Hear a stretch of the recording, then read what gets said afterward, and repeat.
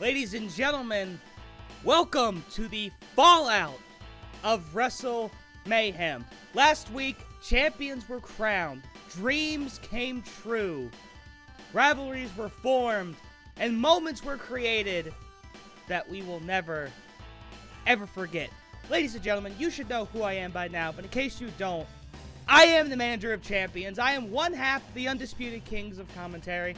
I am the general manager of Overdrive Pride and one of the co-founders of Overdrive Championship Wrestling. My name is Stanley Brewer, and joining me as always is the other half of the undisputed kings of commentary, general manager of Overdrive Glory, and the PNG of power himself, Mr.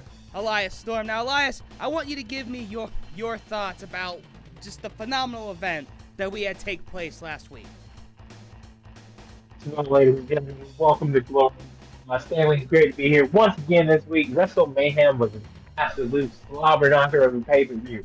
Some matches were better than others, i.e. the International Championship Triple Threat stealing the show. I am proud to say that Overdrive Championship Wrestling show that is the premier promotion in the entire world. Whether that's the E-Fed, whether that's real life, OCW show that it is premier. And that means the world to me, Stanley. Because this company is my child. And that means it means everything. Well, it's more like our child. I mean, because it takes two people to make a child, and, you know, we kind of came up with this together. If anything, I came up to you and you signed your name in big red crayon to make this official. Call it pencil. I'm a classy bro. Oh, my goodness. But, you know, I will give it to you. That International Championship match absolutely was a show stealer. We did have a couple of oddities happen. We had relatively quick ladder matches, surprisingly enough. Of course, the Judgment Day, you know, pretty much taking all the hard work done by Kofi to unhook that briefcase to become the glorious tag team champions. But over on the Pride side, Matt Riddle possibly unveiling a new finisher, mud stomping Ray Fenix in his asshole to get the 1-2-3. But in our main event, a last man standing match for the ages, where it took an ungodly amount of stair shots just to keep one of the two men down. But ultimately, Gunther walks out as the Galactic Champion and is one of the two top guys in Overdrive. Of course, Okada hitting that Rainmaker on Miz, winning a four-way Hell in a Cell match. And I mean, obviously, the Last Man Standing match was the better match. But we know who the guys are in Overdrive now. But now that we're in the fallout of Wrestle Mayhem, I guess we just gotta see where things go from here. And to start us off, Elias, why don't you break it down to us what's happened here tonight? Okay, ladies and gentlemen, we got absolutely stacked right here tonight. The new and inaugural International Champion, Cedric Alexander, will be hosting an open challenge to start the show. Once again, the International Championship is the workhorse, so I'm just curious to see who decides to take him up on that offer here tonight. In our next match, we've got a grudge match because Cody Rhodes did not finish the story last week. And Solo Sikoa was quick to tweet about that fact. So he said, you know, Solo, if you feel like you deserve to run it back with the American Nightmare, then you can do that tonight in a no-hold-barred match. Obviously, these guys have been beefing for a minute over in the alternate universe, and that's completely carried over to the OCW. I'm very curious to see what happens with that as well. After that, we've got... Sorry, ladies and gentlemen, seems got some technical issues. Actually, that's my misspoken. Before that Cody Solo match, we actually had two matches. That will be Mr. Break the Ceiling, KO, taking on the indie death god Matt Cardona in a singles match. Kevin Owens, obviously, Mr. Break the Ceiling, so he's got a lot in his mind when he's an Okada the championship. Okada is actually not here tonight. taking time off in Japan. He'll be coming back next week, so you guys can look forward to that. And in the first match of our women's tag team championship qualifier, it's a blind eliminator tournament, ladies and gentlemen. Yes, we stole that from AEW. Proud of saying that. We've got the new glorious women's champion, Becky Lynch, and teaming up with her opponent, Wrestle Mayhem, One Jordan Grace, to take on the captain of Team Tick, Dakota Kai, and Jamie Hayter. Very curious to see what other teams come from the Blind Eliminator when we go to crown our new women's tag team champions. Then obviously we have the Cody solo match, which has been pushed up for ratings purposes. Thank you, the network, for that. We've got a battle royale featuring several women: Asuka, Gigi Dolan, Stacey Jane, Charlotte, Tara Jade, Bianca Belair, Mia Yim, and Chase will be competing to become the new #1 contender for the Glorious Women's Championship. And our main event, we've got a rematch from Wrestle Mayhem, in which I feel a proper champion, champions need to be decided. It is the Judgment Day taking on the New Day in a rematch for the ages, a good old-fashioned tag team match. Now, partner, this could be just me, but I'm sensing a very, very heavy bias against the New Day here. Something tells me you wanted them to win that match, but it seems that the powers that be did not allow that to happen. Why did you want to give them a rematch so soon after Wrestle Mayhem? It's not necessarily about. I'm actually very proud of Finn and Damien. I took the pointing picture with them. You can see it on my Twitter page. The PNG of Powerhouse, you know, current glorious tag team champion. However, do have a plan based on the matches ended Wrestle Mayhem, and I allow people on my brand to take easy wins. So I talked to Damien and said, "Hey, you guys are the champions. I'm telling you, this is that you have. The crowd deserves better." They agreed.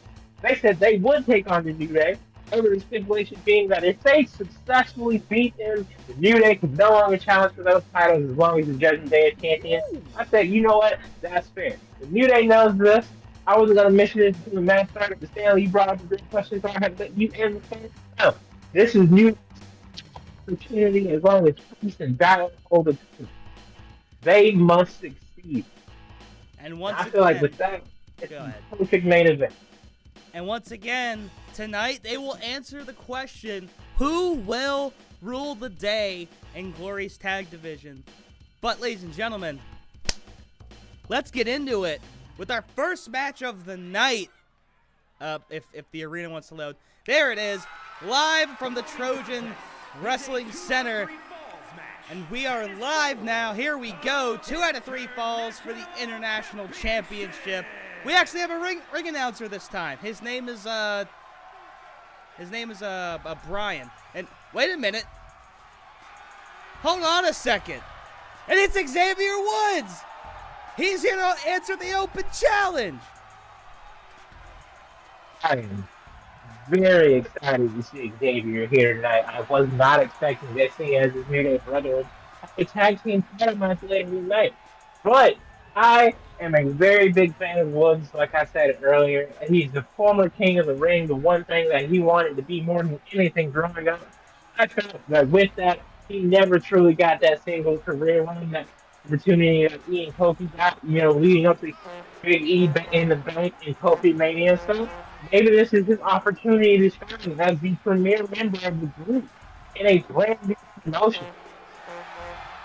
This could be an incredible night for the New Day, but the one thing I do know is that after tonight, consequences will never be the same. Xavier Woods making his entrance before Cedric Alexander, the champion here.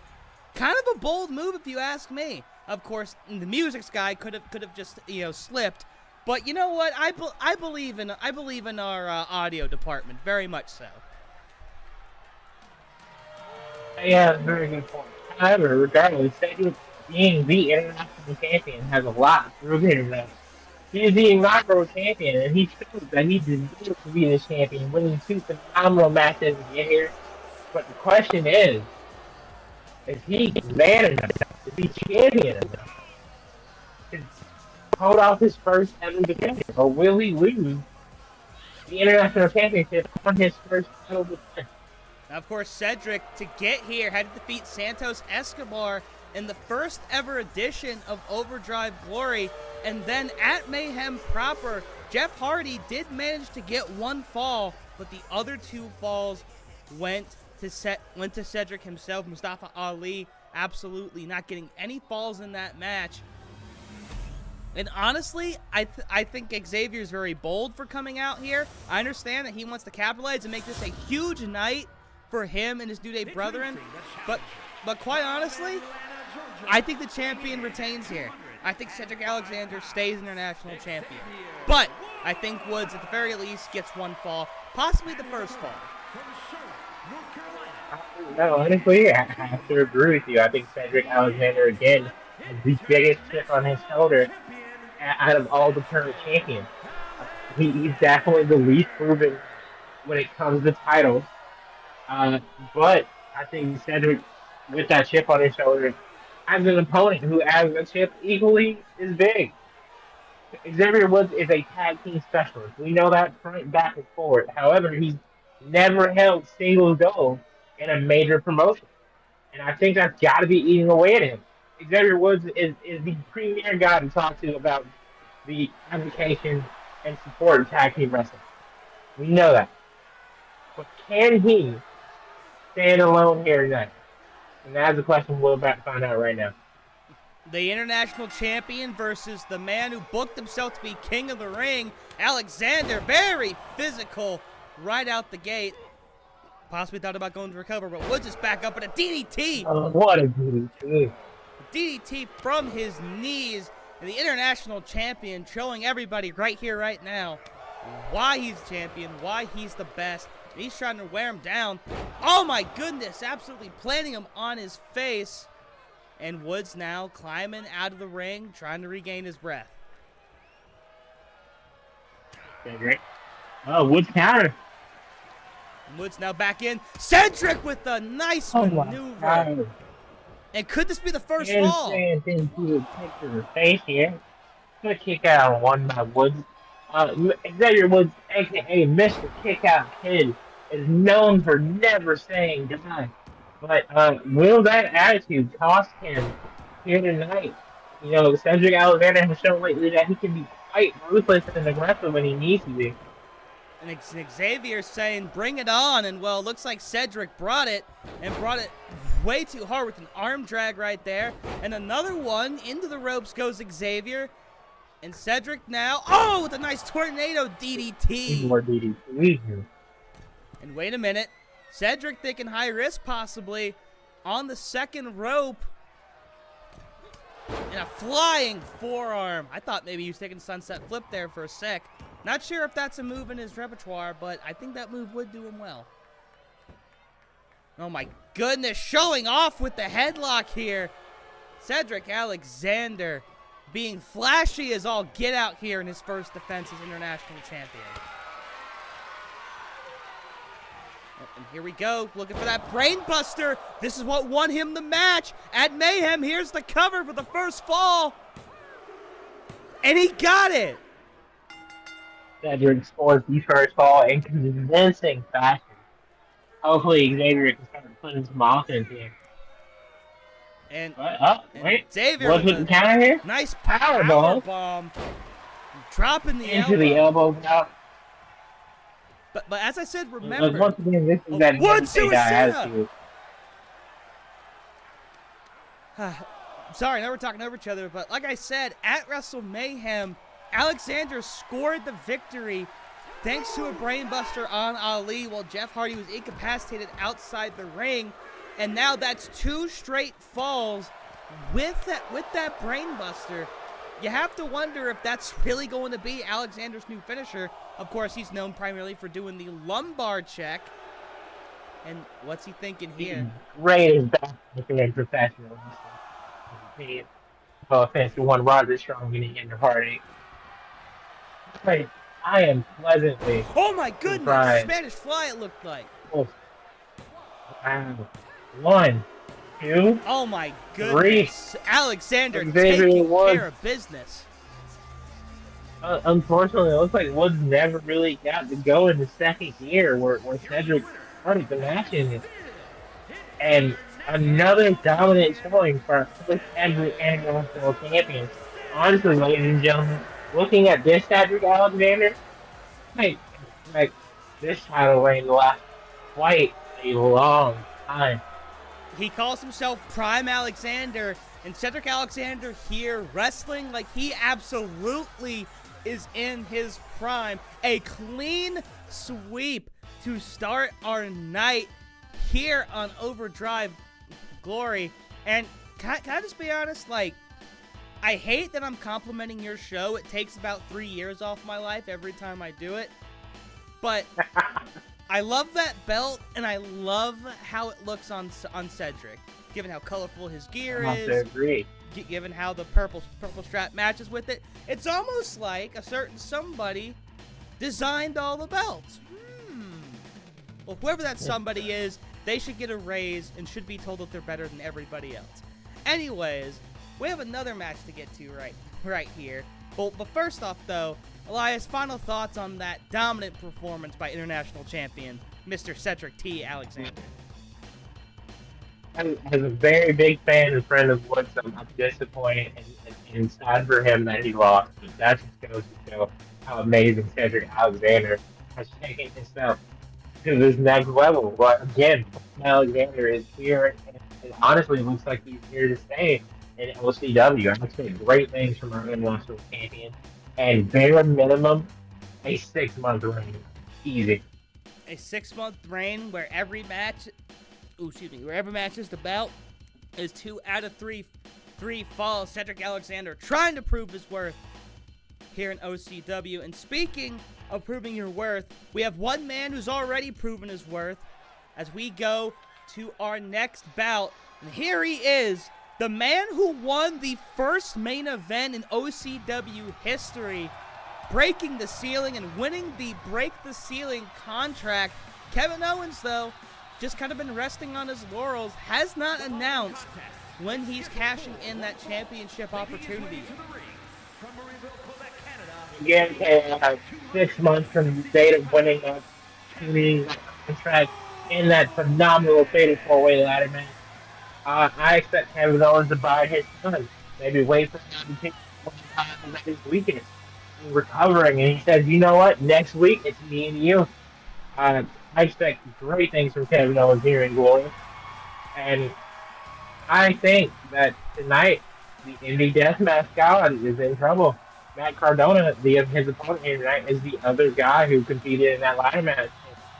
Kevin Owens made sure to put every single guy to the real ladder that night, including Matt. So maybe he tries to get revenge for that here. You're absolutely right about that. Now, Cardona, in an alternate universe, there are talks of him possibly going back to the WWE. And, of course, Cardona is somebody who, much like David Arquette, you just cannot kill this guy. You can push him off a stage in the wheelchair. You can have John Cena bury him. You can do a lot of things. But and make out with his girlfriend. And then also take away the IC title after one night. But Matt Cardona is somebody who truly refuses to die. He's always ready for a reason. And even though he didn't capture the break the ceiling contract, I think Cardona is going to be ready for Kevin Owens tonight. And quite honestly, Kevin Owens doesn't really have anything to lose, but Cardona, a loss tonight could send him further down the card. I think Cardona's going to come in this with a huge chip on his shoulder as we are off to the races. Kevin Owens immediately, whatever he was thinking, Cardona is going to counter. Owens looking for that fisherman suplex. Nice little maneuver there. Now you have to think, Elias, what do you think is going through the mind of Kevin Owens' head? I mean, obviously Okada's only been champion for 1 week now, but that Rainmaker proving to be as deadly as ever. If you're KO, do you try? If you're KO though, do you how long do you wait until you take your opportunity to go up against Okada? I honestly, that's a great question, Stanley. I'm not really sure. Kevin Owens is obviously one of the guys who absolutely loves to fight in professional wrestling and definitely on the Overdrive Golden roster. Maybe it's next week. Or maybe after a dominant match, he says, "You know what, Okada, I want you. There is no championship celebration for you next week."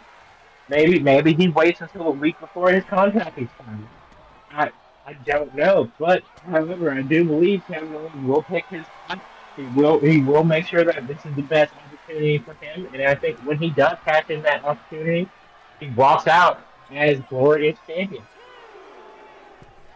And quite honestly, as you know, I'm still kicking myself. I couldn't draft Owens myself, of course. Owens' work ethic, how much he has grinded, not just in WWE, but spending all those years on the independent circuits and stuff like CZW, PWG, and Ring of Honor. Kevin Owens is one of the most hardest working men in professional wrestling. And honestly, that's something, oh my goodness, pulling Cardona from the apron. That is something you could also say about Matt Cardona. He gets released by WWE during the pandemic, seemingly has no opportunities anywhere else, has to redefine himself. He goes to GCW, becomes a champion, becomes a Deathmatch King, makes their championship belt a spinner belt, and since then he's had stints in AEW, he's had stints in Impact, and might soon find long-term employment in the WWE as Cardona looks like he's taken over this match. He's bringing the fight to Kevin Owens. Yeah. Absolutely surprising from the former NWA World Champion Matt Cardona, as you say, completely reinvented himself. Definitely seems to put on a massive amount of muscle in his time away from the E. Oh my God! Here with you. Oh yeah. I thought he was about to. Definitely thought he was going for the package and driver there, but he sends it out. Same here. I haven't seen that since his days in ROH and/or PWG. And Owens over the top rope. Over the top rope at the same time. Kevin Owens once again showing that forgot his size. He's an absolute cannonball. Reminds me of Bam Bam Bigelow in the best of ways. Oh yeah, gotta love good old Bam Bam. But what a boot to the face by Cardona, and quite honestly, the big boot in retaliation. And Owens returns it. Oh my goodness. My Owens fight has never been more clear than in this match. I was not expecting these blows to go back and forth like this. Honestly, Owens, Kevin Owens pop up power bomb, but it's countered. Rana by Cardona. And that could have ended the match right then and there. Of course, Owens, a couple of finishers in his arsenal, a pop-up power bomb, the package pile driver, which we thought he was going for earlier, and of course the stunner. Oh, but Cardona now, he's got something locked in, middle of the ring. Owens has not taken a lot of damage. He's going to roll him over, throwing the rights, and he's going to break it up, and he's going to get out of dodge. And oh my God! Oh my God! Radio silence! Radio silence! Out of nowhere! Out of nowhere with the leg lariat. Is this the end for Owens? There's one! There's two! And no! Owens kicks out! Oh my God. At 2.75, we gotta take another look at that as a fan, ladies and gentlemen. I am absolutely shocked. Well, we don't have money in the budget for a replay guy, but that radio silence out of absolute nowhere, Cardona practically hopping up from a near seated position to hit that. The amount of athleticism on display, the tornado DDT. Lord, tornado DDT. Okay, Kevin Owens now setting up for what happened. Stunner! Here's the cover. And Cardona kicks out of the stunner! Matt Cardona will not die tonight, ladies and gentlemen. This match has been absolutely back and forth. I was not expecting this at all. Ladies and gentlemen, this is wrestling. This is Overdrive Championship Wrestling. Remember the name. And Cardona needed a face. And is Owens out? No, he's not. Kicked out at 2. Cardona, another close one from Matt Cardona here. Clearly showing us this thing. Honestly, Cardona really thought that was it. And Cardona now with the DDT. kicks to the back. On the back of Owens. Trying to trip him up. It looks like Owens might have backstepped it. What's Cardona thinking? Is he thinking? I don't know what he's thinking. Oh, nice. Oh, excuse me. I burped again, but what a nice maneuver. And now trying to work on the arms is Cardona. Cardona's taking a lot of punishment, especially to his head and his ribs. And oh, he's got some dropping the hold into the leg lariat.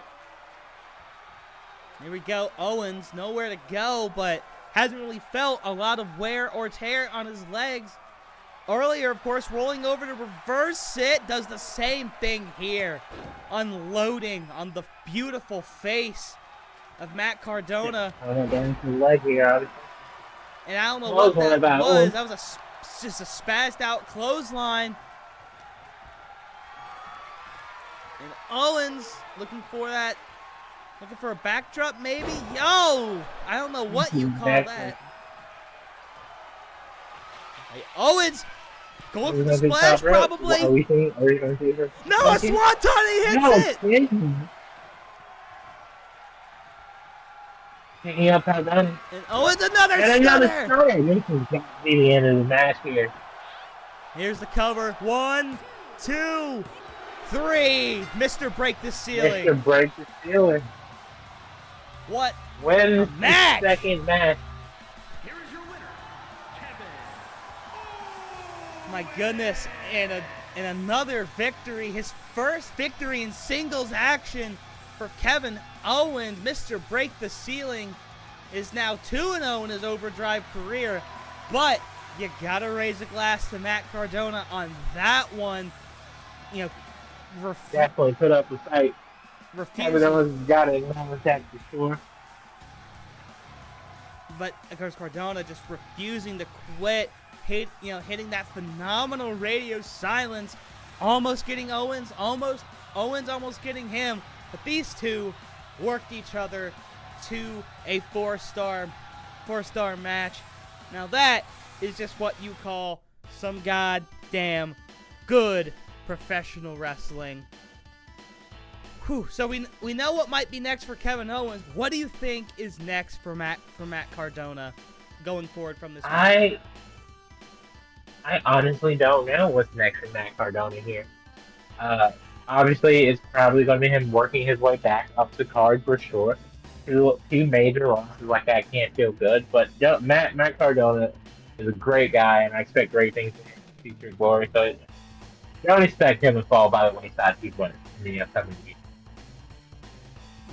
Hopefully not. Maybe one day he'll see himself in that main event picture.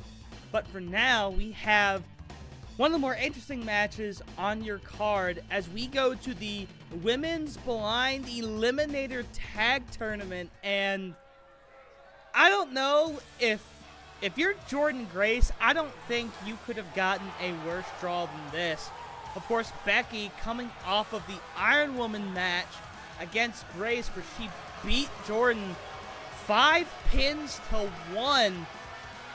And after her last pin, just putting Jordan into this armor and torturing her until she couldn't take it anymore.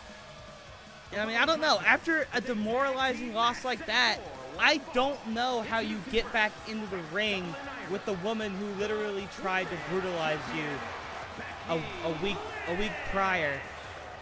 Now, these drawings were completely blind, right? You didn't just write Becky's name 15 times on a piece of paper? No, absolutely. There was a raffle. And me and the higher powers that be decided that this was a great opportunity for several women. However, to answer your question about Jordan Grace is one of the best competitors not only on this roster, but in an Overdrive championship. I definitely think she takes this opportunity to recover as best she can.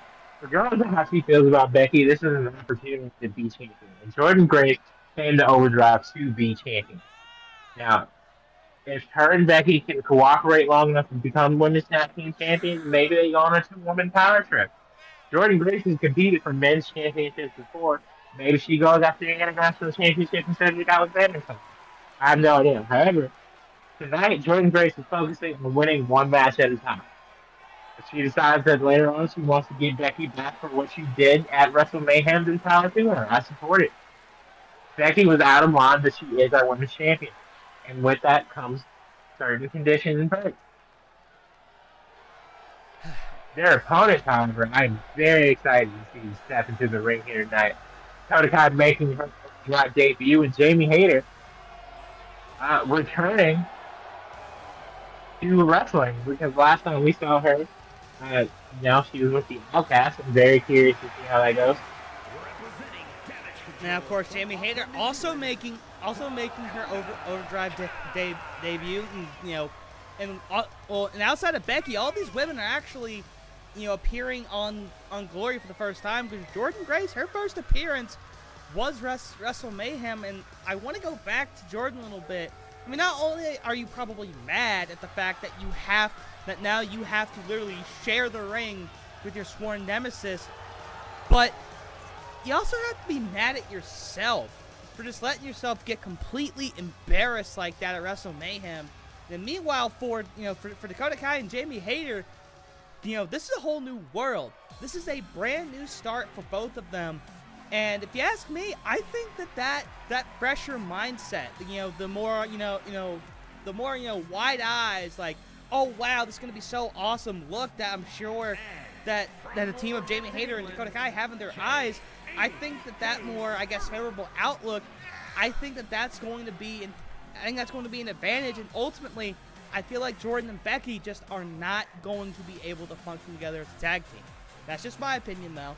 My superior opinion. Yeah, that's completely understandable. However, we've seen blind eliminators before, and apparently, over in that alternate universe, the most random player of the group, very similar to Jordan and Becky and MJF and one Adam Cole, baby,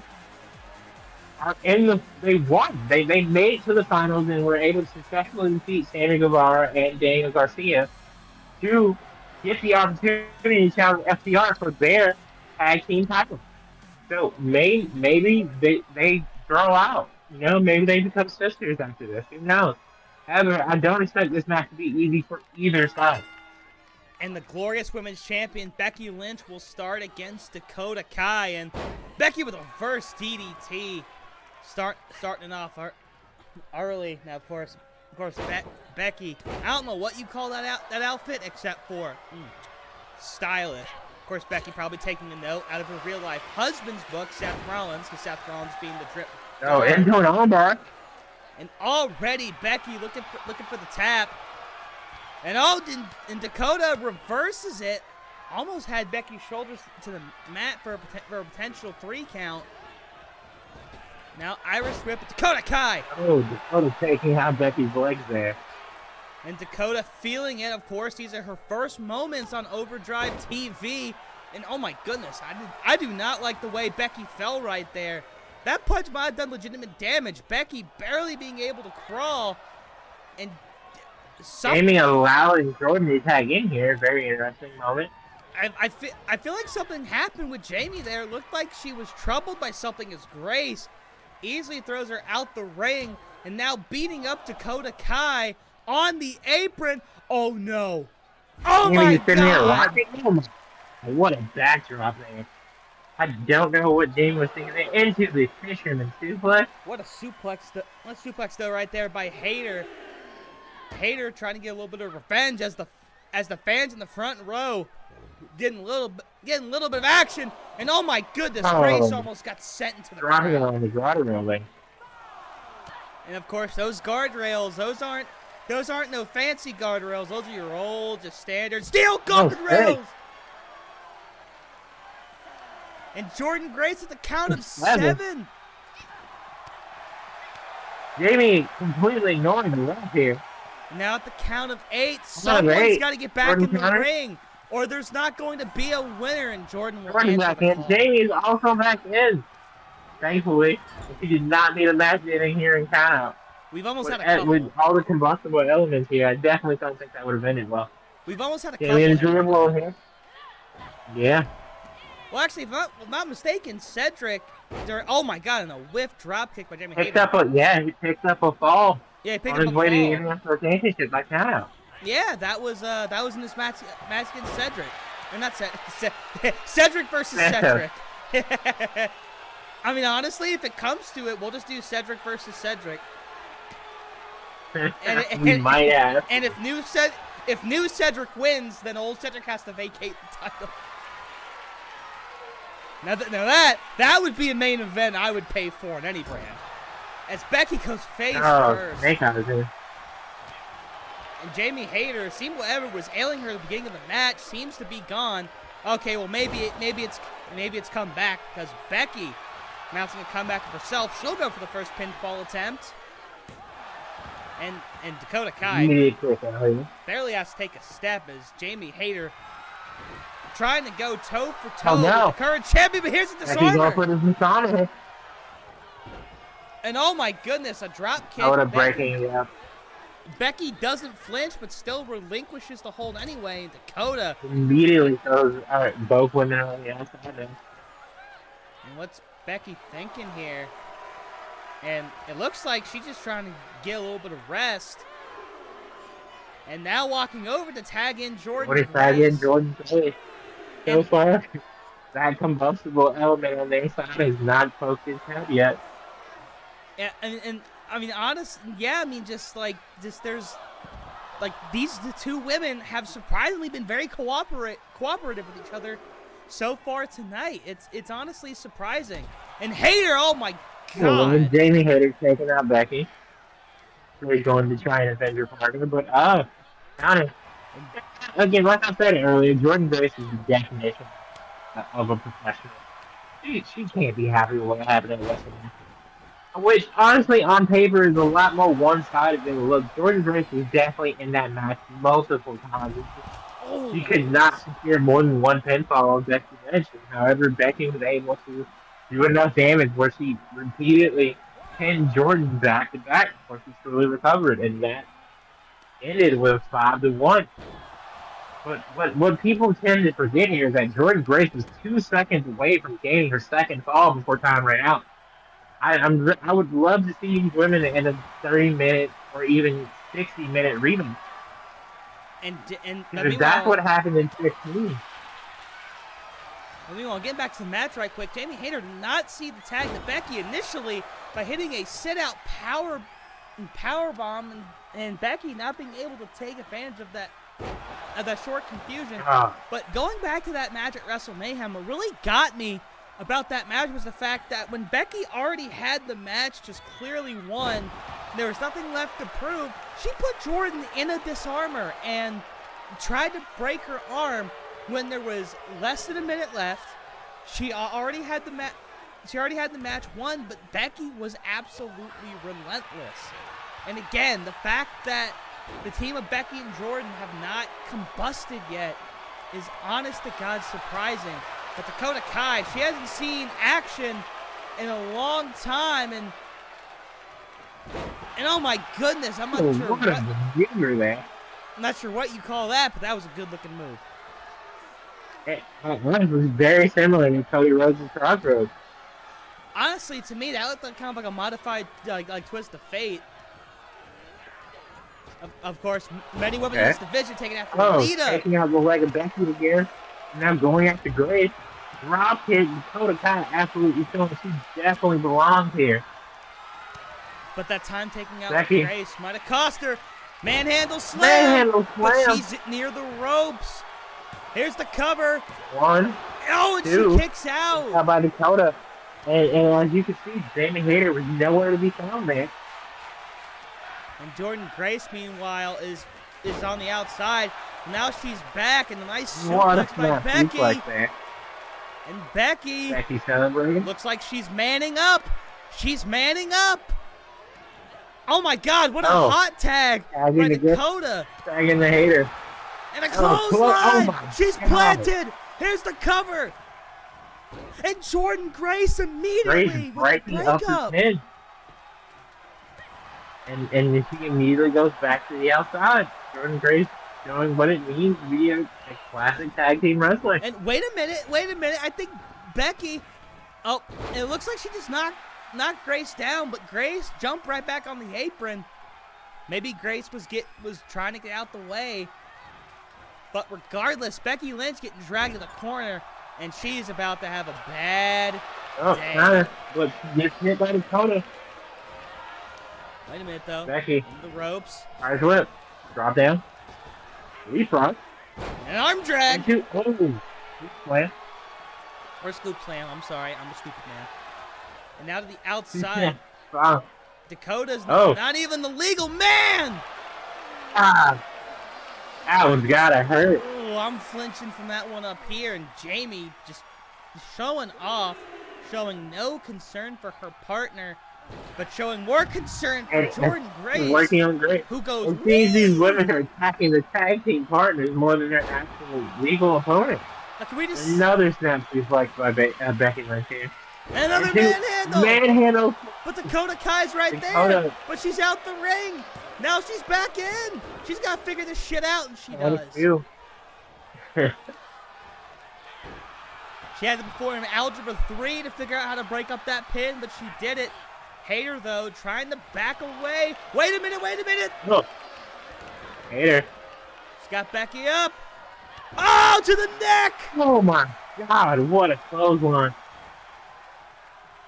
This could be it. Jamie Hayter might have the second best clothesline here in Overdrive. And Becky caught it. Into a disarmer. And Dakota there to break it up. Once again, breaking up submission. Wait, and here's a... Oh. That looked like a surprise roll. Oh, my God. I think she caught her head on the edge of the padding there. And Becky tagging in Jordynne Grace, the freshest woman in this match. Jamie Hayter's still legal, but she doesn't seem to know where she is. And so Jordynne Grace is going to take out the trash. And Grace taking out the trash. Her back on the apron again. And Grace now giving a little flex. Hayter, though, whips her into the corner. Eyes work for the corner. Hayter takes What are we going to see here, ladies and gentlemen? Oh, but she took a little bit too... No. Wait a minute. Top rope maneuver. Could she be looking for a superplex? From the second. Oh, no. From the top. Superplex. Picture perfect by Jamie Hayter. Jordynne Grace is down. Jamie looking to take advantage. And dragging her to the corner. Dragging her to the corner. Kai's back up. We might see a tag here. Oh, counter. Kai hits Jordynne. No. Irish whip. And Jordynne was... Shoulder tackle. Oh, and a clothesline again. Oh, my. Again. Another monster clothesline. And Dakota. Becky immediately breaking it up, flying across the ring. And Dakota not there to prevent the breakup. But Becky, both times that Jordynne's been in trouble, Becky's been right there. These two surprisingly have more chemistry. I think this is going to show how great they are as professionals. Some flip powerbomb. And I don't know what that was. What a submission maneuver. And another immediate breakup by Lynch. Lynch has some words for Hayter. Dakota Kai's going to make her pay. Oh, it looked like a GTS. And Becky is down. Jordynne whiffed.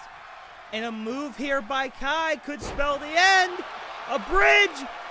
And the ref's not counting. Here's the late not count. Counting. 1, and Dakota Kai and Jamie 3. Hayter. They move on. Dakota Kai and Jamie Hayter will move on to the semifinals of the women's eliminating Kai for one. And shocked. I definitely think Jordynne Grace and Becky Lynch were going to be the winners of this match. They were gelling pretty well as a unit, but Jordynne Grace takes her second loss here in Overdrive when it comes to championship, not only in competition, but when it comes to championship opportunities. That one's gotta sting. That absolutely has the sting, and of course, taking the pinfall in that match. Now, of course, that just ruthless clothesline by Jamie. Oh, no, I'm sorry, no, it's GTS by Dakota Kai that knocked Becky smooth out. She was not getting up from that, and despite a bit of a rough go of things between Kai and Hayter, not being on the same page at a couple different different points, they pick up the win. But again, it cannot be understated how in sync Becky Lynch and Jordynne Grace felt with each other. I don't know. Do you think that out of the kindness in her cold black heart, Becky might give Jordynne another opportunity? I have no idea. Honestly, I'd be pleasantly surprised if it did. I think Jordynne is going to work her way up from the bottom at this point. I mean, we have several talented women on the roster. Obviously, the blind eliminator tag tournament's not going to. We've got the women's battle royale for the number one contendership later tonight. I don't know where Grace goes from here. We'll see how Becky and her respond next week to this loss, honestly. But yeah, again, Dakota and Jamie are moving on to the semifinals of the women's blind eliminator tournament, and we'll have that full bracket for you guys next week. Now, quite honestly, if they had to name their tag team, Dakota Kai and Jamie Hayter, what do you think they would name it? That's a great question. Both of these women are very hard hitters. They're both foreign nationals. Honestly, that it could be set. I have no idea. I would honestly, obviously Dakota's got a team kick, but Jamie Hayter's not known for a kick. I would say either some kind of hate pun, like I don't know, the hateful dogs or something like that, or I mean, or how about this? How about the player haters? That would be good. I think the player haters. And of course, you spell it. Player haters is very interesting. You spell. Obviously, Dakota Kai being a former member of Damage Control and Jamie Hayter being a former member of the Outcast. Maybe Damage Out. Damage Outcast. well, listen. They have however much time they have to come up with a name. Or maybe they go for Out of Control. Out of Control, I like that. Maybe they'll like that too. Of course, our team of creative, which is me, myself, and I, and also Elias, will run names by them later. But for now, we got a huge grudge match on our hands. This goes back all the way to the opening night of Overdrive, where Solo Sikoa feels like he was robbed of an opportunity at the Overdrive World Heavyweight Championship by this man, who, while did hit him with a crossroads, remember, Solo had firm grasp of the rope, but our fiber referees did not see it. Of course, our referees have gotten better. We pay them $7.50 now, which used to be minimum wage. But of course now, no disqualification, so Solo can grab that rope all he wants. But the rope is not going to save him or Cody in this matchup. Silence for the wolf. As Cody Rhodes makes his way to the top depth, Kingdom has got to be one of the top things in professional wrestling right now. Obviously, carry on my way with somebody elite over at AEW taking the #1 spot. Cody has a lot to prove here in Overdrive. He was one of the first people to pick up a win on last night. He earned that opportunity to be in the Fatal 4-Way, and then he let his grudge with Roman cost him the Overdrive World Championship. Cody Rhodes' story has yet to finish. Being the world champion that his father wasn't. Obviously, he's a former NWA World Champion, just like his father. But Cody not only is trying to step out of his father's shadow as the American Nightmare, the Rhodes family is just as good as all the others, whether that's the Flairs, the Von Erichs, the Mysterios, now that Dominic is a North American champion, or, the NOI family, who thanks to Roman and the Usos breaking records in single men titles, have stepped up. Speaking of the NYE family, Solo Sikoa, the street champion and the enforcer of the bloodline, has the opportunity to show that his family is more royal than that of the Rhodes. And now Solo, honestly, You know, Cody Rhodes will finish the story someday. I feel like it's just written in the stars. But with Solo's career is just beginning. But not only is he in the shadow of the head of the table, Roman Reigns, but excuse me, sorry, I keep burping because I'm a very gassy man. It's not my show. But Solo also under the shadow of one of the greatest tag teams in this era of professional wrestling, that of the Usos, and of course his older brother, main event Jey Uso, getting that match at SummerSlam in an alternate universe. Honestly, I feel like there's more on Solo's shoulder than Cody's, because I feel like Cody's going to be okay no matter what. You know, he'll get opportunities. Oh, knows fucking leg sweeping. But Solo, meanwhile, good boy. For Solo, I feel like he has more to fight for here, because not only is he trying to move up the card, but you know he already took that loss in the draft, and it's hard to come back from that, especially when you know at the very least you should have been given at least one more pinfall attempt. But of course, the ref didn't see it, and the Suicida by Cody. And Cody went for the ultimate teabag right there. I get that reference. Again, Cody Rhodes being a two-time WWE Superstar. Last time, ending with Stardust, where the cartwheel god goes to. I definitely think, again, Cody will finish that story, and Solo may be in the bigger shadow, but I don't know if the chip, again, is as big. Cody Rhodes has a lot to prove in the alternate universe. And he has that match with Brock Lesnar. Also here in Overdrive, he was the first man taken in Overdrive. That's right, he was the we first know overall pick. Which again was when I say opportunities will always come for Cody, and that's just because Cody is a superstar at the Solo Side of One. Cody is just that kind of superstar. He's not a superstar. He literally is the superstar. And there's not many guys who in this industry that can really say that. So I feel like with Cody, opportunities are always going to come. But with Solo being a lot younger and having a lot more stairs that he has to climb to get out of the shadow of his family, I really think that this match is more important for Solo. I really do. No, that's a good point. And also, these men, despite it being a no disqualification, no holds barred match, neither of these men going for weapons yet. Both of them keeping it to strict wrestling. Probably one. Oh, and Cody! Oh, Burger Breaker by Cody Rhodes. That's a move I haven't seen in a while. Shout out Victoria. And wait a minute, Crossroads! Crossroads! And is Cody about to win it already? One. Oh two, my God! Three. Oh.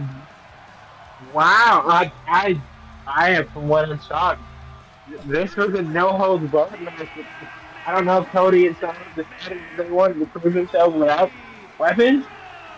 I don't think anyone was expecting Cody to win against Solo again so decisively. And this time there's no rope break to contest. Not a single sledgehammer, chair, kendo stick was used. I'm really shocked. I'm just like you. I'm shocked. I'm not necessarily surprised that Cody won, though. Honestly, I thought Solo was gonna miracle kid his way through this. Not exactly shocked that Cody won, but more shocked, as you said, how decisive that was. That was, there were no ropes within the vicinity. That was Crossroads, middle of the ring, 1, 2, 3. You cannot get any cleaner of a finish than that in a fucking hardcore match. I don't know how you get a clean finish in a hardcore match, but you know what? Anything is possible in Overdrive. Man, what a showing from Cody here. I mean, that's really all that we could say. What a showing by Cody, and I guess pray for Solo Sikoa's career. Yeah, don't know how Solo recovers here, especially because not only will Okada be returning to Overdrive next week, but so will the Tribal Chief Roman Reigns.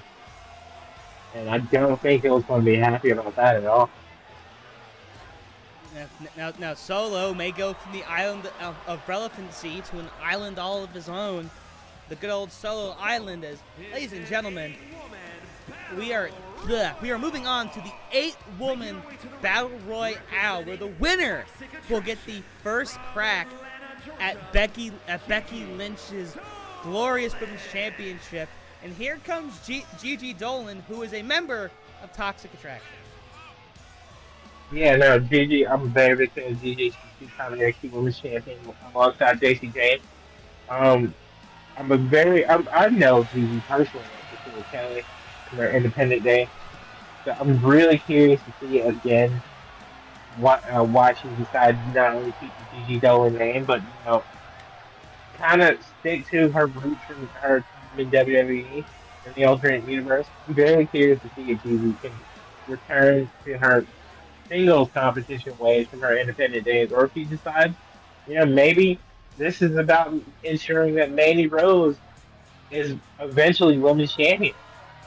Whether JC win this match and go on to beat Becky and lay down for Mandy or not, we've seen groups do that before. As the Queen of Spades makes her way to the ring, Shayna Baszler is honestly my pick to win this match. If we're talking about chips on her show, on anybody's show, hers has got to be the biggest bag of Doritos in the locker room. the biggest bag of Doritos.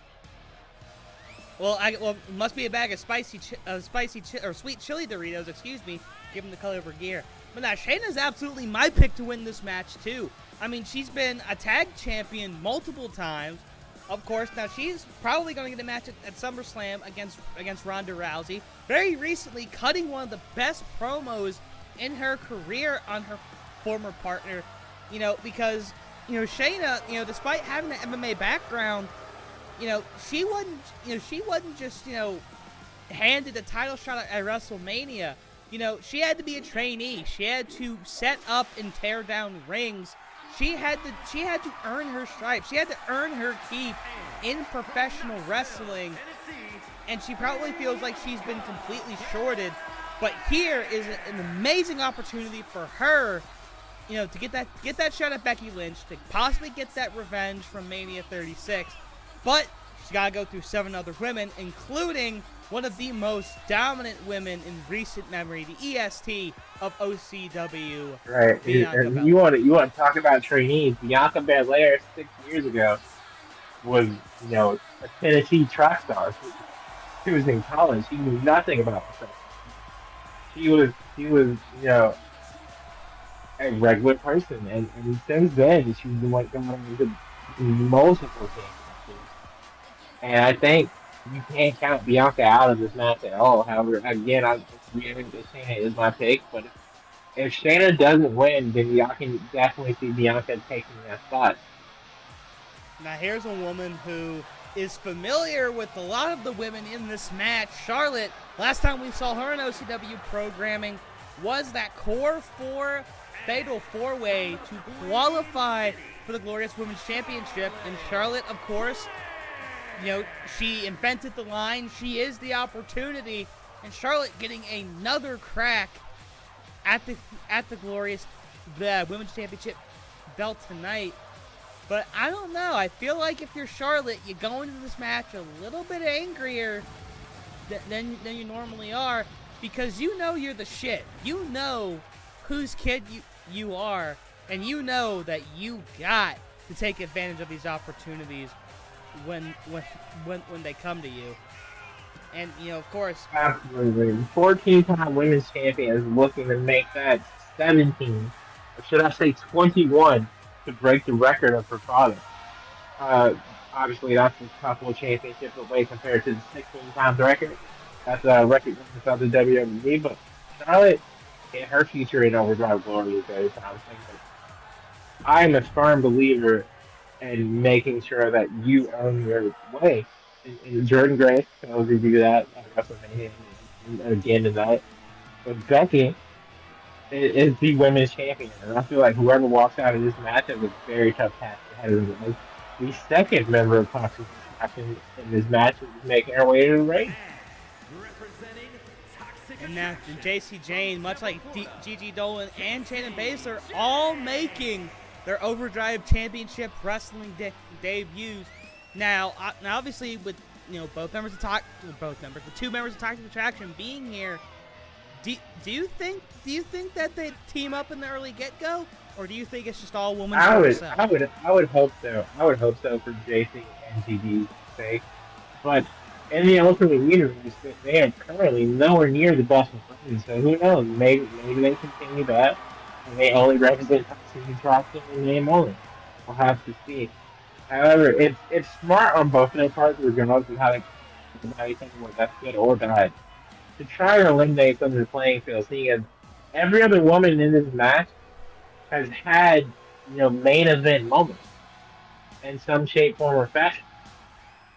And speaking of main event moments, here is one of the premier main eventers in women's wrestling.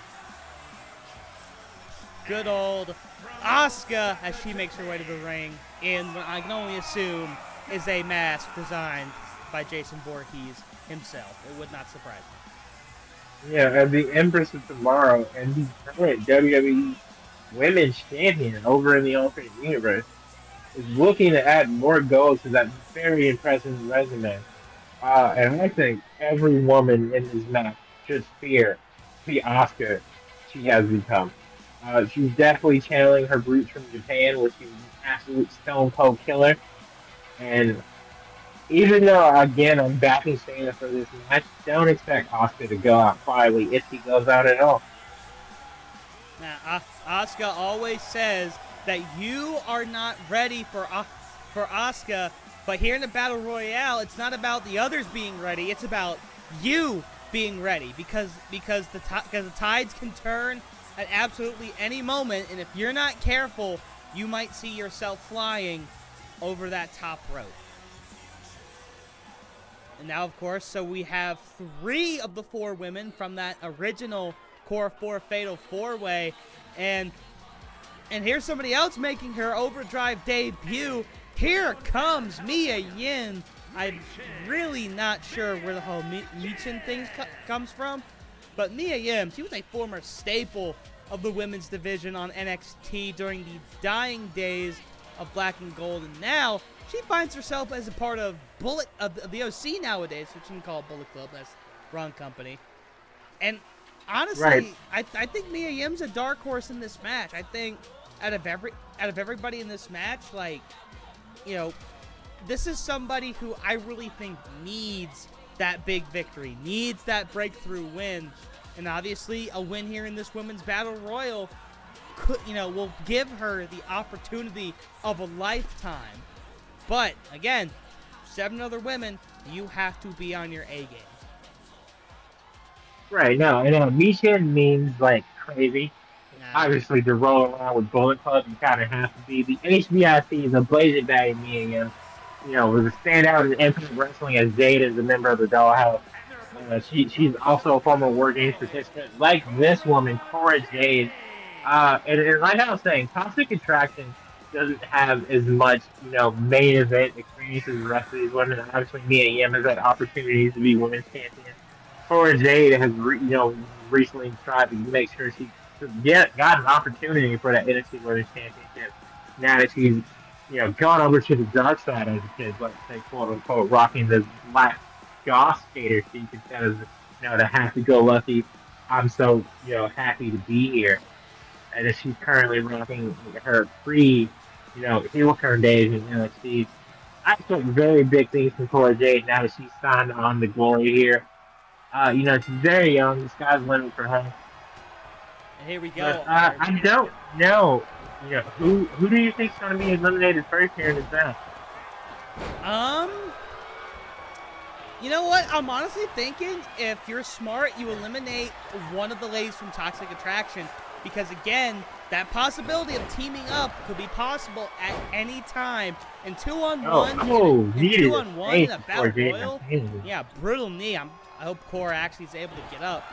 But obviously, two on one in a battle royal, that does not bode well for anybody. Because there are just bodies. Bodies are absolutely dropping. Well, as Jade and Stacey Jane working together to take out Asuka here. As YouTube audio swap would tell you, let the bodies hit the floor. And Bianca, she might be the first one to go out here. But Cora can't capitalize. Charlotte and Gigi tying up in the corner. Big boot. Oh, and Bianca dropping JC Jane. So far, no woman just Mitchell, oh my like God, a sunset. Oh my God, sunset flip there.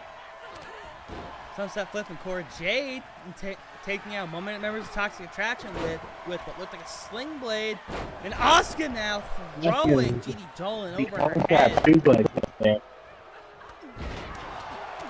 And planting what looked like a reverse DDT, but Mia Yim immediately kips up, but looked like and trying to go for an elimination here.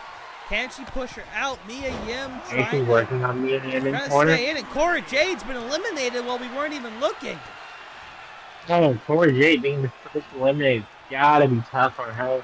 You know, making her Overdrive debut just to be eliminated in very quick fashion. Unfortunate. And it took Jade a little bit to leave ringside. Obviously not happy that not happy that she's already out.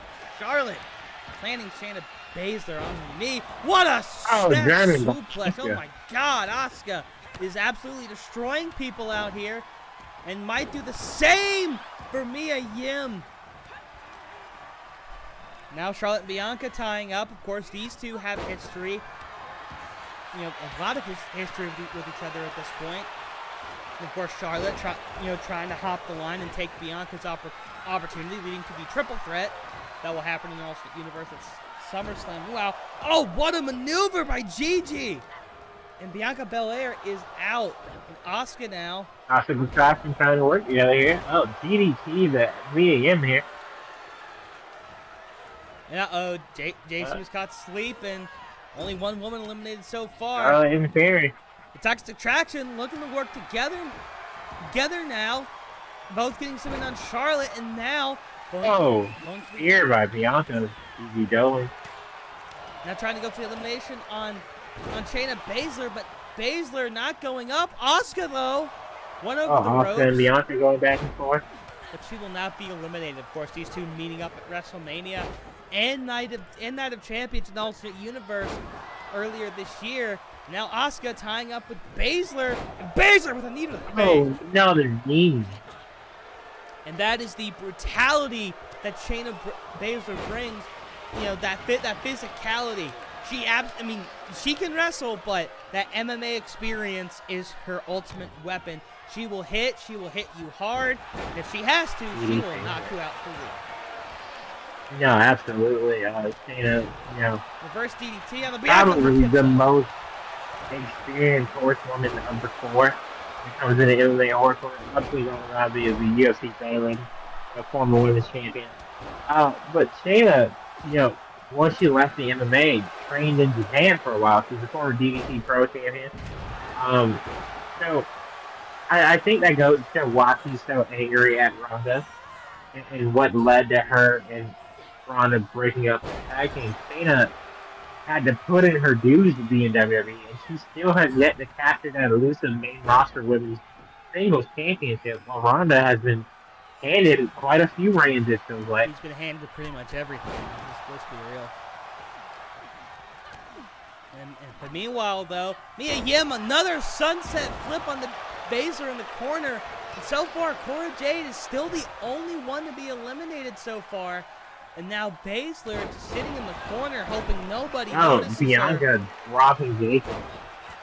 And Bianca with a standing moonsault. And Charlotte noticed Baszler and went over, but was intercepted by Mia Yim. And now those two tying up. And what a lateral press! And is Bianca going to throw her out the ring? No, she's going to drop her on her face. Of course, Bianca maybe showing a little sympathy, not wanting to throw somebody on her face. Bianca and Gigi working together. And Gigi taking Mia Yim over the rope. looking for an elimination. Is she gonna get it? No. Mia Yim able to survive as Gigi tries to kick her out once again. JC Jane was sent to the outside, but nothing came of it. And now everybody meeting up in the middle of the ring. It is chaos. Bodies are falling. And I don't know what that was. Some kind of brainbuster by Bianca. Mia Yim off the top rope with the tornado DDT. Bodies are hitting the floor. They are strewn about everywhere. And now Asuka going for a submission in a Royal Rumble. In a Battle Royale. I don't know what she's thinking, but who knows? Maybe this is 4,000 IQ. Unconscious body is slightly easier to get rid of than an active one. I mean, fair. That's what I thought she might be going for, but you never know. And oh my God, Mia Yim bashing heads together. And nope, she might pay the price for that. No, Shayna Baszler intercepting Belair, and now trying to eliminate Belair. Can't seem to again. We've only had one elimination so far in this match. Wait, it might be two. Mia Yim was caught sleeping on the ropes. She went over that top rope, so if she falls, she's eliminated. JC Jane eliminates Mia Yim, and we are down to 6. And what a spinning kick to the face. And now half the field is on the ground. The other half fighting each other, and it looks like like Todd's talking about fighting each other for a sec, but and JC Jane has been eliminated by Charlotte. We're down to 5. And 2 much quicker eliminations here. Oh my God, Gigi just rakes the back of Asuka, plants her on her back, and now Bianca doing some squats before planting Shayna. But Gigi's close to the ropes, a neck breaker by Asuka. And Charlotte looking like she's just trying to find herself right now. And I don't know what Gigi was going for, completely whiffs on the dive, and Baszler, it looked like she wanted to size her up for something. Instead, trying to go and eliminate Asuka. And Asuka gets her to the top rope. These corner eliminations almost never fucking work. And once again, it did not fucking work. We are down to our final 5s in the middle of the ring. 4 women are locking up. Charlotte sent to the corner. Throwing Charlotte into the corner. Counter. And Gigi's eliminated. After a kick to the face. The contraction is on now. And besides Shayna Baszler, we are down to 4, and 3 of these 4 are the women who participated in the Core 4 Fatal 4-Way. And besides Jordan Grace's opponent at WrestleMania. And we're also among the I'm not surprised. Go ahead. Yeah, I'm not surprised it's come down to these women. Who of them wants it the most? 3 of these women obviously have already lost and not getting the title. Shayna trying to prove she should have been there in the first place. And Bianca, right on the face. Now, of course, these three women, these were 3 of the first 4 women who were drafted to Overdrive Glory, which is why they got the opportunity to begin with, as Bianca was sent flying over the top. And that is the top-tier elimination by Asuka, who is now throwing Charlotte into Shayna Baszler. And now she has her pick on who she wants to eliminate, if she's even going to go. We're down to 3. Asuka is the only woman standing. And let's see if Asuka goes for that elimination and kicks to the stomach and 1 to the face. Absolutely rocking Charlotte Flair here. And Asuka goes for a splash. Never do for Battle Royale. Going to the top rope, and that does indeed work out here for her. I feel like that's an unwritten rule. You don't go to the top rope in a Battle Royale, and if that is, Asuka just broke that and then some, getting major height on that splash, and Baszler is looking to take advantage of that by taking out Charlotte. Is she going to? And over the rope she goes. We're down to our final 2. And Asuka putting a submission. With the Asuka lock. The Asuka lock on the submission specialist. Of course, tap outs aren't going to matter. But Shayna He powers out of it. Not going for a submission, though. But gets that a punch to the Ooh. face. And Shayna now. Yeah. Wait, going for DT, but off the counter. Asuka with a German suplex. Oh. Baszler worn down. She's going to need to do something here. Asuka taking her to the rope. Could this be it? No, Baszler fights out. Oh, off the counter. Oh. Baszler fights out and stomps on the arm. Nothing on the elbow. And Baze now. Kick to the face. Looking. And Asuka's stunned. This could be Shayna's moment. This could be it.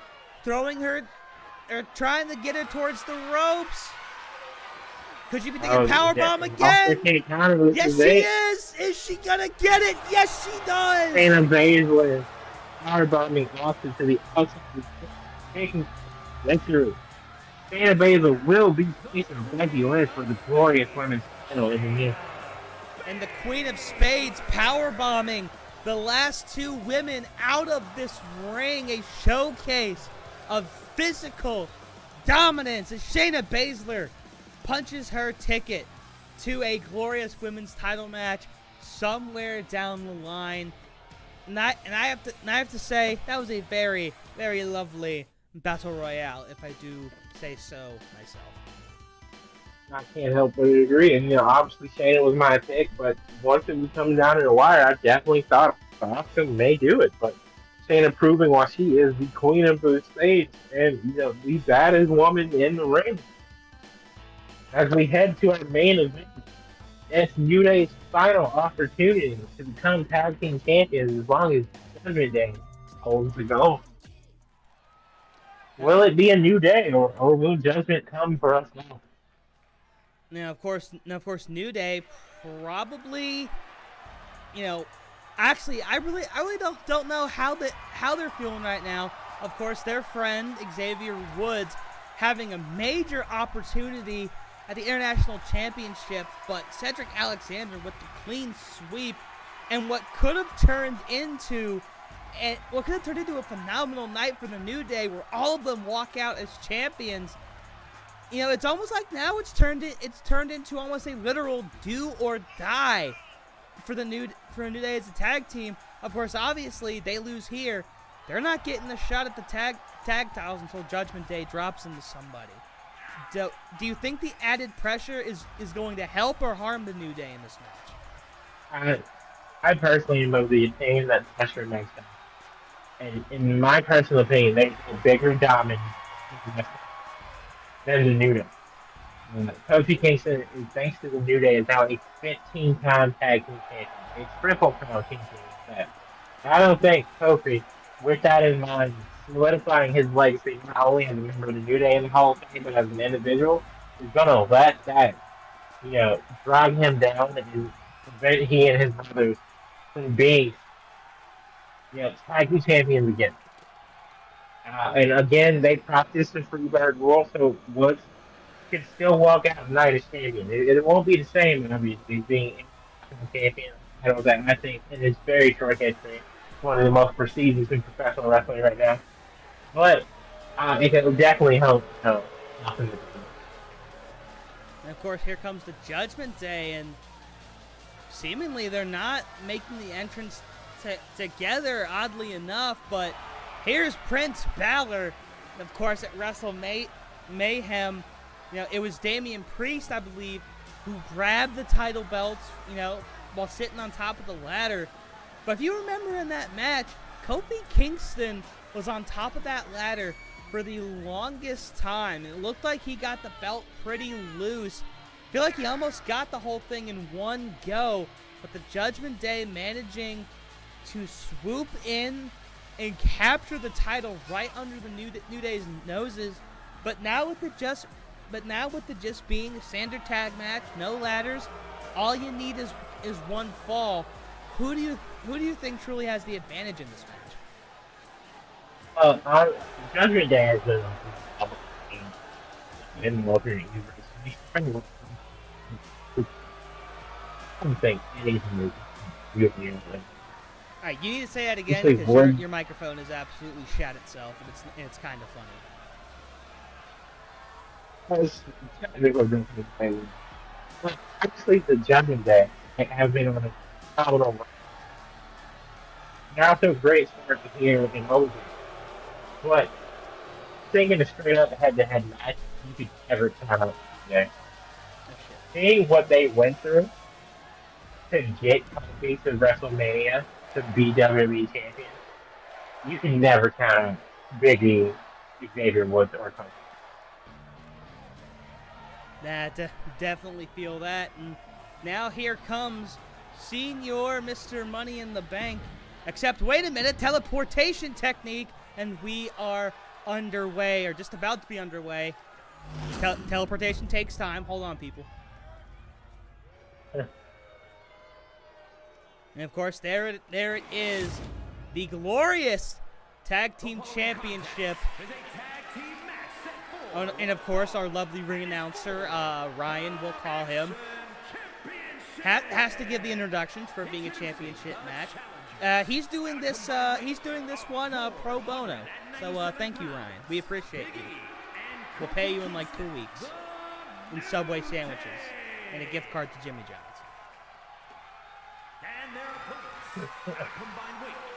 You know, I mean, because we give him the Subway sandwich the day of, but of course we give him a better sandwich to look forward to. I feel like a Firehouse gift card would be better, but maybe we don't have money for that yet. And I think Jimmy John's is better. Both of them are decently expensive sandwiches, though. Especially depending on the Jimmy John's that you go to. And the one near where I'm at, it's like $14 for like a full like foot-long sandwich and a drink. It's redonkulous. All right, well. It looks like Big E and Finn Balor will be starting this match here tonight in our main event. Of course, both these guys, you know, very well touted alums of NXT. Finn, a multi-time NXT champion. Big E, the second ever NXT champion, if I'm not mistaken. And can I just say, goddamn, Big E was like, that's not Big E. That was Big E back in the day. Yeah, he was a big boy. Like the second that I watched that championship match against Seth Rollins, I understood why the 5 count was a thing, because that BE was just on a whole different level in terms of physicality. Meanwhile, Johnson check the Kofi here. Meanwhile, Finn, of course, one of his signature moves being a stomp from the top rope, but any Finn Balor stomp could be potentially lethal. But Kofi with a flying, I guess, forearm. I'm not sure what that was, but it managed to plant the big man, and here comes the other big man. Oh, sorry body.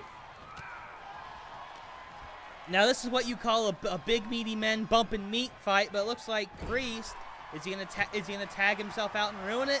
No, but Finn Balor's going to help, and off the ropes, a forearm by Damian Priest, and he's gonna go for an early cover.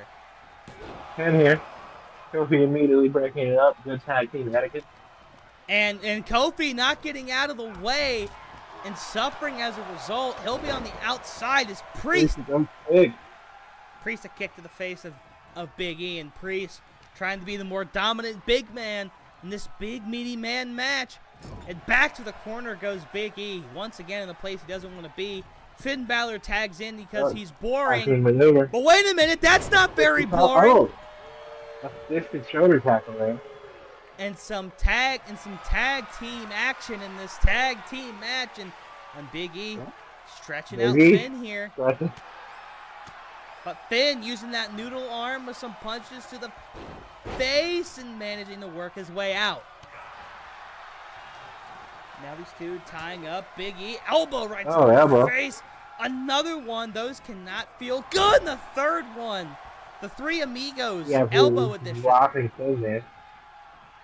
And Finn's now the outside is legal man. Kofi gonna take his time, and he's got some words for Damian Priest and knocks him off. But Finn immediately drew the heel. taking advantage of the distraction with Kofi there. And then a stomp to the elbow of Kofi. And Finn now is absolutely taking controls because Kofi's put on the ground. And now onto his ankle. And Finn, I guess, trying to chop Kofi down. And what's he thinking here? He's got something locked in. But Kofi immediately is going to break out of it. Well, another stomp to the chest. Stomp to the chest. I could hear that thud from here, dude. Jesus. Oh, Kofi breaking out. And Kofi finally getting in some offense. And a nice little backdrop right there. New Day, could Kofi be looking for the... Oh, no, whatever he was looking for. Doesn't get it. What a hot tag by Finn. Oh, crap on that, please. And Finn now going for the cover. This retain. And Kofi kicked out at one. And Big E didn't even move from the apron. He knew Kofi was going to be all right there. And Kofi now looking for... Oh, my God. That almost looked like a kill switch. But, of course, that was just a neck breaker. A good-looking neck breaker, though. The Priest now. Oh, going for the bear hug. And Kofi. Trying to choke out Kofi Kingston here. Big E making him play. Kofi's feeling out the referee here. And Big E comes in to break it up.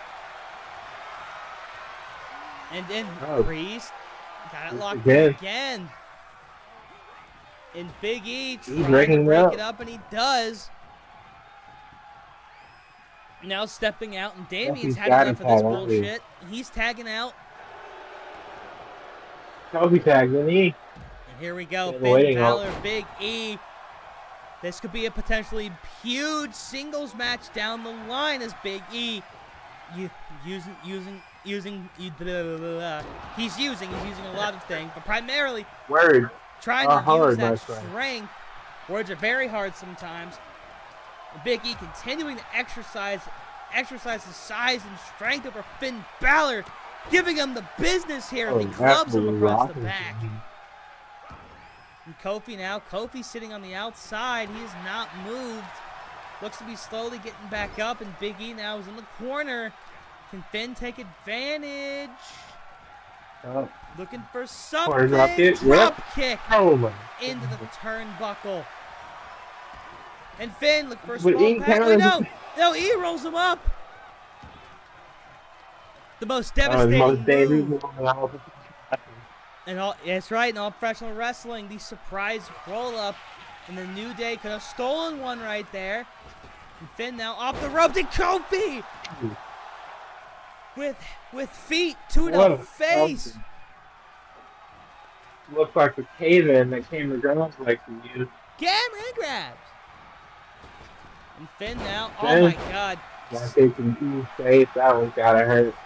And E is possibly in the ropes. And there's one, there's two, and Kofi late on the breakup, but Big E kicks out, so it's no problem. Priest now looking to fend off Kofi. Is he looking for Big N? No, gonna drop him on the ropes. And Big E showing off a little bit. Could he be thinking about doing something off those ropes? No, but luckily doesn't suffer for it, at least not at first. Oh. But Finn, the side of the face again. And Big E just trying to get up. And Finn now, and whatever he was going for, it's countered by E. And E with a drop kick. Oh, the code breaker. Backstabber. I shouldn't backstabber, code breaker. Is there a difference? Code breakers to the face, backstabber to the. Okay, cool. Been celebrating, but it may cost him. DDT. Oh, DDT. Kofi's gonna be all alone, and Kofi a splash.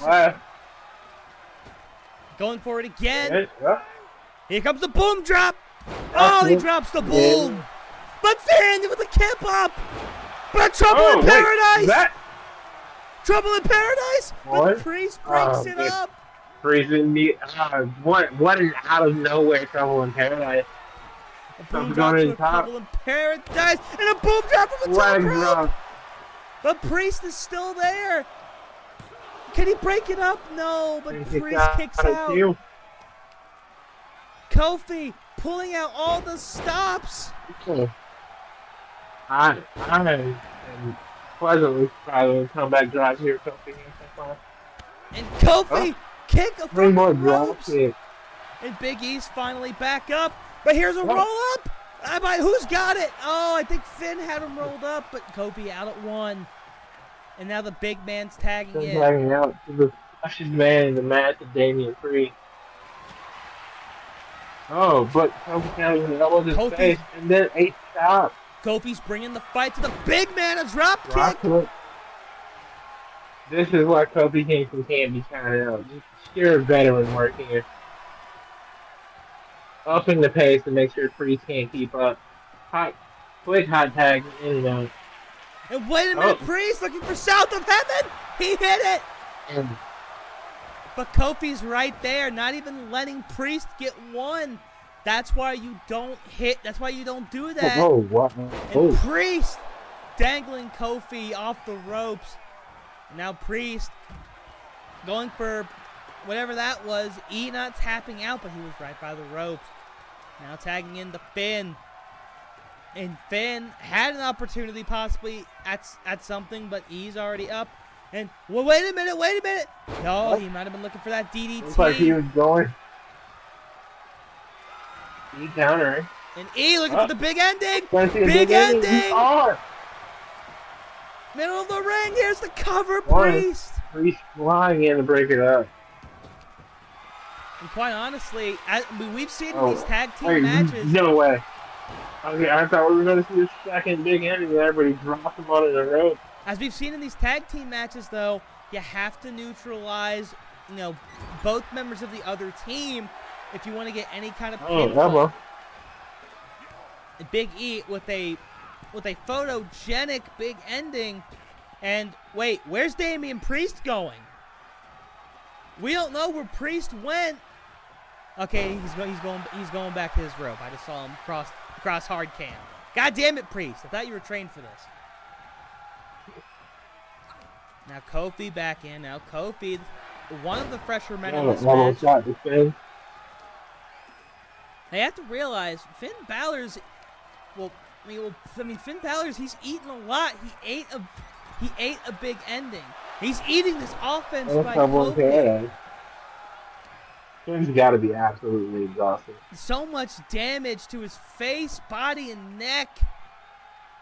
And what's Kofi thinking here? Just gonna stomp him in the back. Stomping on the back. And here we go. He's gonna drop the boom again. Oh, but this time the boom misses. And Finn now. Could he be looking for that DDT? No, instead planting Kofi.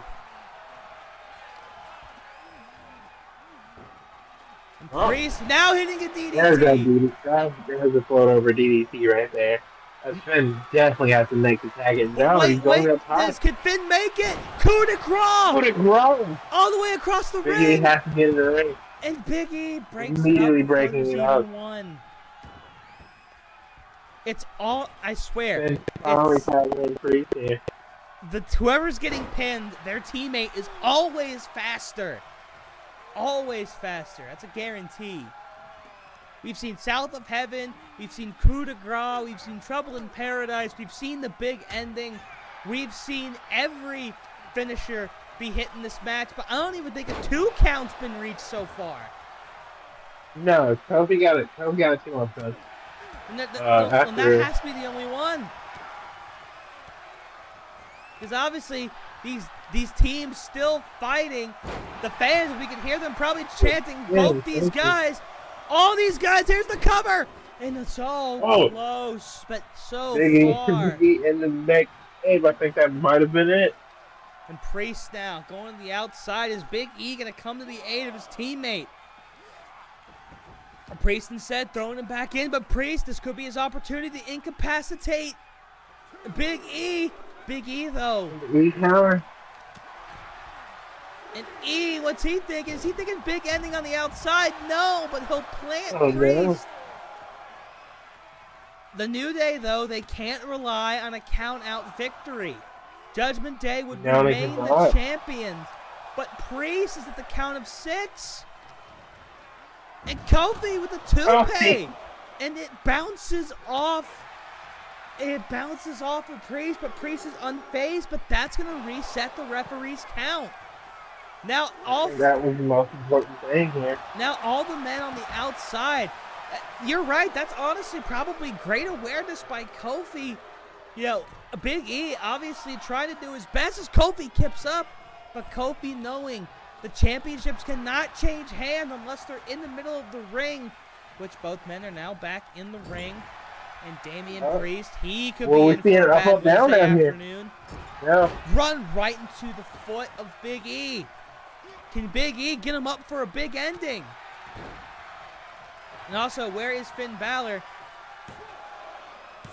And oh my goodness, I don't know where he was, but E getting a near fall on that. Looks to be sizing him up. For the big ending. Yeah. Oh, wait a minute, a powerbomb instead! Oh, that's not something we see often from Big E here. Definitely turning up. And Big E showcasing that strength that he's always possessed. But wait a minute! Oh, knee to the back. Okay. Balor tags in. Balor finally back up. But Big E refusing to quit. And now Damian Priest is about to have a bad Wednesday afternoon. Or wait, maybe not. That's like Damian Priest. I meant Finn Balor. Finn trying to fight out of the corner. He does. And Big E, he might be set up for a bad Wednesday afternoon. Tagging in Priest. Looking like he's going to slingshot him into a forearm. And Priest onto his knees. A tag team finisher. And Big E rolls out. And Priest off the ropes. What a maneuver. Again, a man that tall should not be that agile. And Priest wants to win this match more than anybody. He breaks the count, but he needs to knock out Kofi while Big E is getting back in. Looking to do just that. Now Priest just needs one move to win because Kofi is going to roll out. Big E, though, off the Irish whip. And another one. Oh, and he plants him. Priest picks him up, plants him. He's going to go for the cover. No, is he going to go? Oh, my God. He's going to the top. Oh, my God. High risk by Priest. Looking for the elbow drop, but he misses. He moved. Priest, though. Could he be looking to hit it here? South of heaven. Is Kofi going to have time to break it up? Here's the cover. 1, 2. 1. Oh. 2. Kofi breaks it up. Kofi just got there. And I mean just got there. The fans are chanting, this is awesome. This has been a phenomenal OCW main event. And we still have pride left in this broadcast. But ladies and gentlemen, they're putting it all on the line here. An arm drag by Finn. Arm drag, the best arm drag ever. Here's the cover. The best arm drag ever. No. Judgment Day wins it. Judgment Day with the best arm drag ever. Kofi King trying to get around the referee to break up. Here are your winners. And the Balor and Damian Priest and the African and the best and the best arm drag ever wins the day for the Judgment Day. They retain, and now the New Day are luckless until the Judgment Day loses. But a phenomenal match on both ends. Everyone hit their finishers to the point that Finn Balor had to come up with his own finisher. The greatest arm drag ever. But Judgment Day. We don't give him ideas. We'll see a shirt next week. What a match, ladies and gentlemen. Unfortunately, the New Day come up just short. But I feel like everybody can go home happy with that match. Now that New Day are officially banned from challenging for the title, I hate that because in a series like this, you would hope to see, you know, 3 matches, but the Judgment Day with one very unclear win, and now this one officially earning themselves their right to call themselves the true champions of the brand. I don't think we'll be seeing that New Day Judgment Day 3 anytime soon.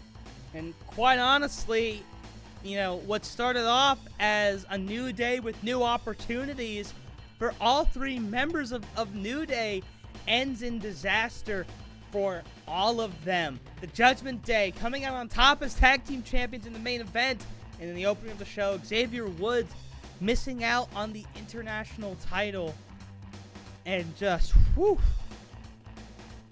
I mean, that has to sting from all angles if you are the New Day.